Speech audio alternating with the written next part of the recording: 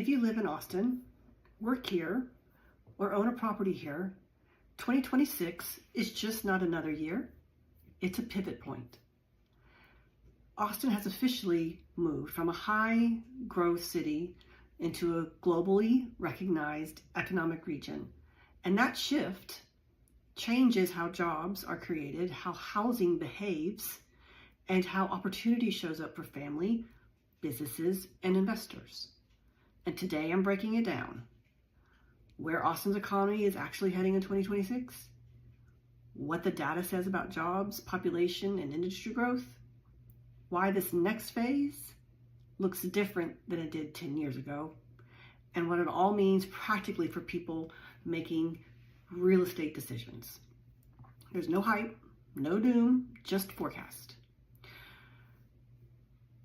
So how did Austin get here? Before we talk about 2026, we need some context. Over the past 20 years, the Austin region has experienced nearly 1,000 corporate relocations, over 1,600 company expansions, between 700,000 and 900,000 new jobs, and a 200% increase in regional GDP, and tens of billions of dollars in new payroll wages. And we're looking at, we have Tesla that came here, we have X, we have Oracle, we have Apple, we have Samsung, we have Amazon, we have Google, JP Morgan, and just thousands of other smaller entities that have either expanded their operations or relocated to the Austin area in, the last 10 years, even more if you go back and look over the last 20 years. So that's not a boom, right? That is a structural economic change in how employers are seeing Central Texas as the keystone for their employee workforce, their stability. Texas is a very business-friendly state, and they're relocating here. So Austin just didn't grow fast. It delivered and diversified correctly. Tech didn't replace other industries. It was layered on top of everything else that we were doing really well in the Austin area, the Austin MSA. Manufacturing modernized. It didn't disappear. We just modernized it. Take a look at the Samsung plant out in Taylor, Texas. Education and talent had to scale with these pipelines, with demand. And this matters because that means the region is growing we're not growing to a stall, we're growing with balance. We're growing by adding jobs and adding talent that's going to allow us to continue to grow for years and years to come. So let's talk about population, because people are what drive everything. From 2014 to 2024, Austin grew over 30%. Texas grew about 16%, and the nation, the US, grew roughly 6%. But here's the real shift. In 2026, for the first time, international migration into Austin exceeded domestic migration. Let me say that again. In 2026, we are seeing international migration into Austin, and it exceeds what we're going to be dealing with the domestic migration. So there are eyes that are looking at us in the United States, and there are eyes looking at us worldwide to have talent and a footprint here in the Austin area. So that's a major signal. It means Austin is no longer just competing with Dallas or Denver or Nashville. It's competing with global innovation hubs. And looking forward, the Austin Metro is around 2.5 million people today. By 2060, we're looking at projections of about 5 million. That's a doubling, not a slowdown. So this raises a critical question. Are we building infrastructure, housing, and the jobs ahead of the growth, or reacting to it? And that's the question that defines 2026. So Austin is basically becoming a megaregion. So you're thinking of the Austin, Round Rock, San Marcos, that kind of area, that triangle between Dallas and San Antonio. It's what we would refer to in the area as the Dallas-San Antonio corridor, which now functions as a single economic megaregion. Current population is about 5.3 million. Projected by 2050, 8 million. That would surpass today's Dallas-Fort Worth region. So that's the growth that we're seeing here in Central Texas. So what does it mean? It means labor markets are blending. Housing pressure spreads outwards, not upwards. That's how we do it in Texas. We go out, not up. And then infrastructure decides to ripple across the counties, not cities. So infrastructure meaning roads, infrastructure meaning water, infrastructure meaning electricity that has to be met on a county level. So what's happening in Austin, right? And instead of asking that, start asking, where does Austin plug into the regional system? Where is the next opportunity going to show up? So that takes us next to the job and the labor market, right? So let's talk jobs, because this is where the forecast gets a little misunderstood. Austin's unemployment rate has consistently stayed below national averages, hovering in the mid 3s. All right, that's not overheating. That's just a healthy demand for talent. And it's been that consistently in Austin. But here's the key insight for 2026. We are seeing fewer projects creating more jobs. So what does that mean in translation? We're having larger companies, bigger campuses, long-term commitments, higher capital investments per project. In other words, Austin is attracting anchor employers, not just startups, which is key for the economics that we're going to be seeing past 2026, right? Because with those anchor employers, that continues to keep us stable with wage growth. That continues to stabilize commercial real estate. And when commercial real estate is stable, when wage growth is stable, housing demand exists. That means sellers get to sell and buyers have the opportunity to buy.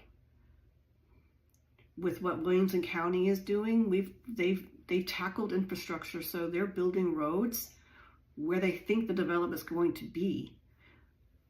That's going to allow for houses to be built more efficiently, for people to get around more efficiently, and to draw the employers to, say, Williamson County, because they've done the work on getting the infrastructure in the pipeline. It may not be done, but they know where the roads are going to go.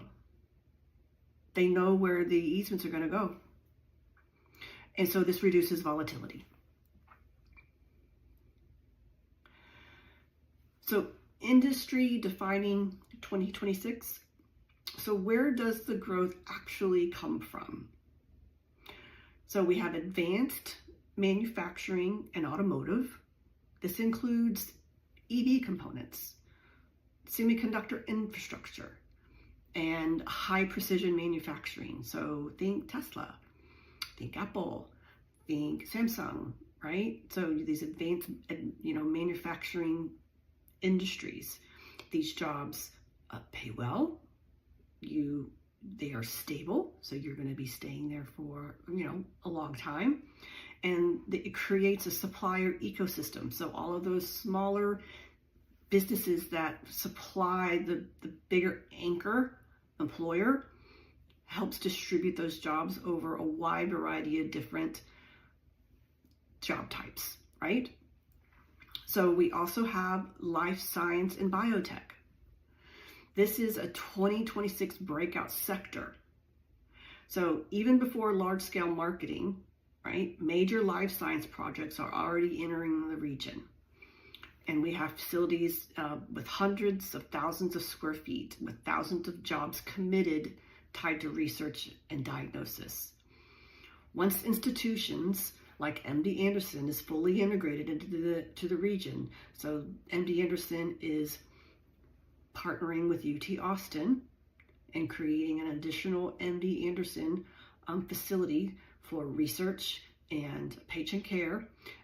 That's going to be another stop for the biotech industry here in the Austin area. So Austin stops being a plus and becomes a tech plus science.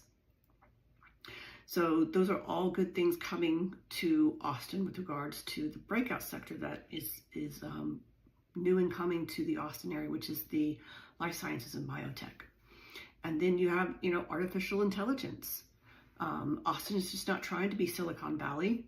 We're not, but it's positioning itself as a deployment hub for AI, a scaling hub for AI, and a compute adjacent market with low cost and high quality of life. So AI growth here will be practical, not speculative. All those things are adding multiple redundancies and layers into the Austin job market and business market that will allow us to continue to grow through 2050 and 2060. The business climate and policy that we have in the Austin area, so Texas still remains, and we can't ignore it, one of the lowest tax burden states in the United States. We have no personal income tax, no corporate income tax, and a right to work state. Texas also is a top exporting state over the last 2 decades. And we're the 8th, it sounds crazy, we're the 8th largest economy in the world. Just Texas, if we were a country. So companies don't move only for taxes, but taxes are determining, obviously, it's going to be a part of their determining factor on what it's going to cost to have a business here in Texas. So we are on the short list over and over again. So that consistently makes Austin stand out. So what does this mean for housing and real estate? I'm a real estate agent, that's where my jam is, but all this other stuff feeds into my ability to sell. We need people with stable jobs. We need people that with stable jobs, with income that can afford the properties here in the Austin area. So let's bring this all home. A maturing economy means less frenzy, more selectivity, strong floors under demand. So as we mature and we come out of COVID, we're not seeing the pricing we had during COVID. And even before COVID, we had a steady stair step of appreciation over time. Some of that appreciation kind of is normalizing because we had a really strong uptick. And so it needed to come down to catch up with income. But with 2026, we will be shaped by job quality, not just job quantity, right? And the migration patterns are not just headlines. People are still moving here. Not necessarily from the United States. They're moving in from other countries. And we have the infrastructure and access to be able to support these neighborhoods that are going in. So this is a thinking market and not a rush one, and that favors prepared buyers, long-term owners, and strategic investors. And what I mean by prepared buyers, being prepared for the market, you have choices in 2026, whether it's new construction or existing homes, you have choices. And having somebody to help you navigate the process of getting in and out and through. You know, Texas is different if you're coming from California, if you're coming from New York, if you're coming from the East Coast, you're coming from Illinois. The way we do real estate here is different than where you came from. And working with a qualified real estate agent is going to help allow you to have a positive transition into Texas.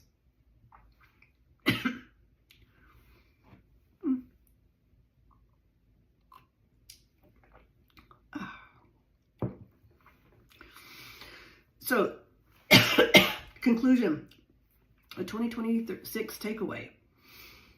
Austin's story in 26 is how fast can we grow? That's not going to be the case, right? It's how well can we grow? The region has moved into a new phase where growth is intentional, capital is patient, and opportunity rewards those who understand the system, not just the trends. If you live here, invest here, or plan to build here, this market is worth understanding deeply. And working with somebody like me, I specialize in Central Texas.